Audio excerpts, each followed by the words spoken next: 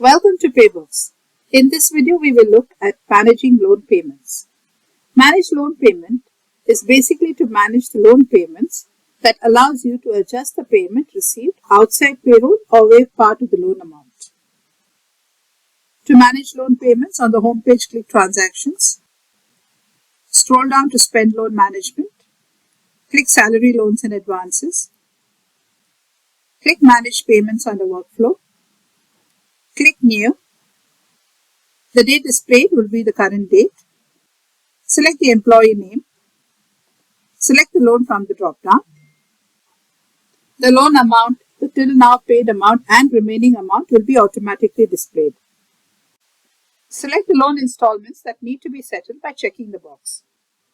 The amount will reflect in the payable amount column. Check the box Add Interest to set up the interest amount. Once you have updated the details, click Save. If you want to refresh the data entered and re-enter the details, you can click Reset. Once you have re-entered the details, you should click Save once again. The list displayed will reflect the name of the employee for whom the loan has been waived or closed.